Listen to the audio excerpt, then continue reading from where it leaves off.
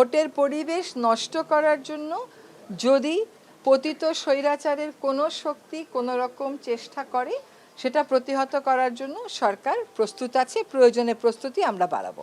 সব উপদেষ্টারা দেশের 64টা জেলায় যেয়ে দেশের বিভিন্ন জেলার যারা সুশীল সমাজের আছেন, শিক্ষক প্রতিনিধি আছেন, ছাত্র প্রতিনিধি আছেন, যারা ধর্মীয় নেতা আছেন, সকলকে গণভোটটা কেন হচ্ছে, গণভোটের অন্তর্ভুক্ত বিষয়গুলো কি এটা বুঝিয়ে দিয়ে এসছি।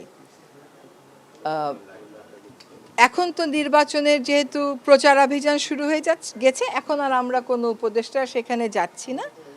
আমাদের কিছু মেটেরিয়াল আছে গণভোটের সপক্ষে, সেটাই আমরা বিলি করে বেড়াচ্ছি।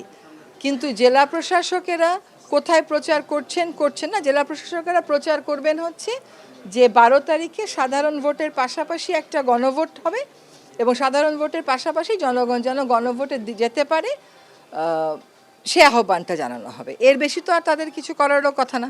আবার সার্বিকভাবে এখন পর্যন্ত ভোটের পরিবেশটা আপনি সরকার উপদেষ্টা হিসেবে কেমন দেখছেন? কারণ দুই দলের ভিতরে এখন মারামারি বিদ্রোহী পর্যায়ে রয়েছে। বিদ্রোহী প্রার্থীদেরকে নিয়ে আপনারা সরকার কনসার্ন করে জানতে পারছি। একই সাথে পার্শ্ববর্তী ভারত থেকেও বলছে যে আসলে নির্বাচনের যদি কারচুপি হয় তাহলে এক দল ক্ষমতা, না হলে আরেক দল। সব নিয়ে ভোটের পরিবেশ নিয়ে বলতে পারেন। শোনেন, প্রথম কথা হচ্ছে নির্বাচনের পরিবেশ তো উত্তেজনাপূর্ণই হবে। একদল আরেক দলকে হারাবার চেষ্টা করবে, একদল জিতবার চেষ্টা করবে। সে যেই দল জিতবার চেষ্টা করবে সে তার প্রতিপক্ষকে ঘায়েল করার জন্য কথা বলবে, প্রতিপক্ষ আরেকজনকে ঘায়েল করাবার জন্য কথা বলবে। তো খুব স্বাভাবিক কথা। কোনো কোনো জায়গায় হয়তো ভব্যতা সভ্যতার সীমাটা রাখা হচ্ছে না, সেই জন্য সকল দলকেই দায়িত্বশীল আচরণ করতে হবে। যদি কোনোটা আইন শৃঙ্খলার পর্যায়ে পৌঁছে যায় তখন সেটা সরকারের দায়িত্ব। তার আগ পর্যন্ত কে কার জনসভায় কি বললো না বললো তো সেটা সরকারের দায়িত্ব না। আরেকটা কথা হচ্ছে নির্বাচন সম্পূর্ণ একটি দেশের অভ্যন্তরীণ বিষয়। সেইখানে অন্য দেশ বিশ্লেষণ করতে পারে কিন্তু মতামত তো দেওয়ার সুযোগ রাখে না।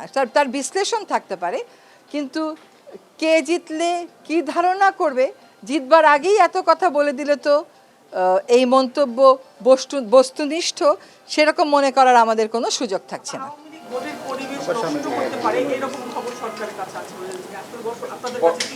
তা এগুলো তো আপনি একটা বিবৃতি দেওয়া হয়েছে যে ভোটের পরিবেশ যদি নষ্ট হয় সেক্ষেত্রে আওয়ামী লীগকেই দায়ী করা হবে, এরকম একটা বিবৃতিও কিন্তু দেওয়া হয়েছে। আসলে আপনারা এটা কি ভোটের পরিবেশ নষ্ট করার যে আওয়ামী লীগ চেষ্টা করেনি তা তো ঠিক কথা না। ভোটের যেদিন শিডিউল ঘোষণা হলো সেদিনই তো বিভিন্ন জায়গায় জায়গায় ককটেল বিস্ফোরণ করা হলো এবং সেটার ভুক্তভোগী আমরাও কয়েকজন আছি। ফলে ভোটের পরিবেশ নষ্ট করার জন্য যদি পতিত স্বৈরাচারের কোনো শক্তি কোনো রকম চেষ্টা করে সেটা প্রতিহত করার জন্য সরকার প্রস্তুত আছে, প্রয়োজনে প্রস্তুতি আমরা বাড়াবো। মানুষের ভিতরে ভোটের পরিবেশ নিয়ে ভয় কাজ করছে যে যত সামনে এগিয়ে আসছে ভোট, ইভেন ভোটের দিন, ইভেন ভোটের পরের সময়টা তো আপনি আমাকে সুনির্দিষ্ট তথ্য দেবেন যে কোন মানুষ আপনাকে বলেছে তার ভোট দিতে যেতে ভয় লাগছে। আমরা যে এত কটা জেলায় গেলাম সব জায়গাতে আমরা দেখে এসেছি যে প্রত্যেকটা জায়গায় নির্বাচনের একটা আমেজ শুরু হয়েছে। যখন আমরা গেছি তখনও কিন্তু নির্বাচনের প্রচারণা শুরু হয়নি। তো প্রচারণা শুরু হওয়ার সাথে সাথে উত্তেজনাও বাড়বে, আগ্রহও বাড়বে, আনন্দও বাড়বে। এটা সবসময়ই বাংলাদেশে হয়ে থাকে। আমি কোনো জায়গাতে কোনো মানুষ আমাকে বলেনি যে আপা ভোট দিতে কেমন করে যাব, আমার ভয় লাগছে। আপনাকে যদি কেউ এটা বলে থাকে আমাদেরকে জানাবেন, তার ভয় দূর করার দায়িত্ব অবশ্যই আমাদের। তবে একই সাথে এটা বলে রাখি, এই যে এর আগে যে প্রশ্নটা করলেন, এই যে ভয়ের একটা আবহ তৈরি করা, নানান প্রচারণা, সামাজিক যোগাযোগ মাধ্যমে নানান কিছু বক্তব্য, ভিত্তিহীন বক্তব্য দিয়ে দিয়ে একটা ভয়ের আবহ তৈরি করার চেষ্টা করা হচ্ছে।